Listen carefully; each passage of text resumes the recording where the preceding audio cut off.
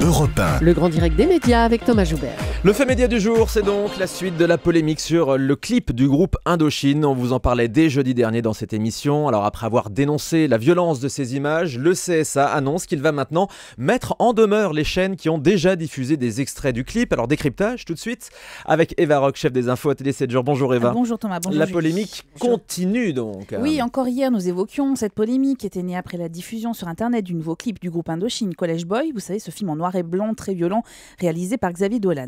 Jeudi, une heure après la mise en ligne du clip, voué quand même à dénoncer le harcèlement scolaire, il faut le rappeler, Françoise Laborde à ce micro protestait contre l'ultraviolence de ce clip.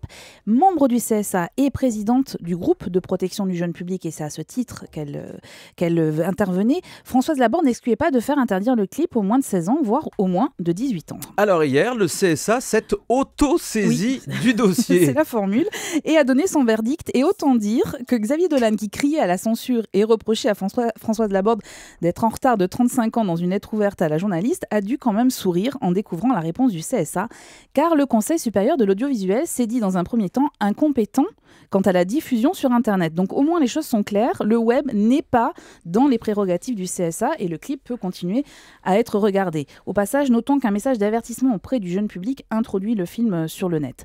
En revanche, le CSA a annoncé dans le même communiqué qu'il se saisissait dès à présent de toute diffusion par une chaîne de télévision d'extraits violents de cette vidéo-musique, comme ils disent. Si une chaîne venait à diffuser le clip, elle pourrait donc être sanctionnée financièrement. C'est quand même hallucinant que le CSA reconnaisse comme ça son impuissance face à toutes les images qui sont diffusées sur Internet. Notamment les plus violentes. C'est écrit désormais noir sur blanc. Alors est-ce que ces éventuelles sanctions là, envisagées par le CSA vont changer quelque chose quand on sait que justement sur Internet, tout circule absolument librement? Eh bien, j'ai envie de vous dire, c'est la question. Plus de 1 million de personnes a déjà visionné le film via une plateforme de téléchargement. Alors combat d'arrière-garde ou pas, en fait, le CSA joue son rôle de gendarme pour ce qui concerne les écrans télé, mais les jeunes d'aujourd'hui consomment la télé sur leur ordinateur et via des plateformes comme YouTube. Et qu'est-ce qu'on trouve sur YouTube? Eh bien, le clip d'Indochine.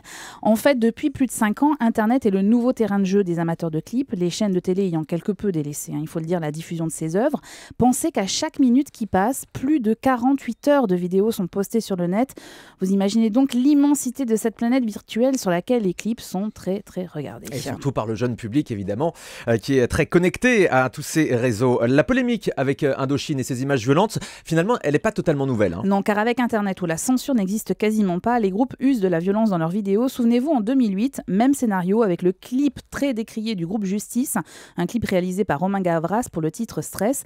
Dans ce film, je ne sais pas si vous vous souvenez, des banlieusards semaient la terreur un peu partout. Un film très violent qui fut par ailleurs taxé de raciste par certaines associations.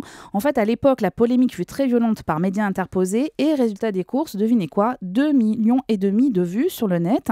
Autant dire que la polémique nourrit le buzz et inversement. Et au fond, cette seule diffusion sur le web suffit à faire vivre un clip. Le CSA semble bien impuissant face à la puissance du net. Effectivement, on s'en rend compte aujourd'hui. Et au final, ce que je pense, c'est que tout ça fait beaucoup de publicité et de communication autour de ces choses-là. Et à partir du moment où le CSA met en lumière la violence de quelque chose, finalement, on n'a qu'une envie, c'est d'aller voir le clip sur Internet. Et c'est ce que ont déjà fait donc plus d'1 million de personnes qui ont déjà vu donc ce clip d'Indochine qui part quand même d'une bonne intention. Et ça, vous avez eu raison de le rappeler, Eva, c'est qu'il s'agit de dénoncer la violence en milieu scolaire. Merci beaucoup, à tout à l'heure.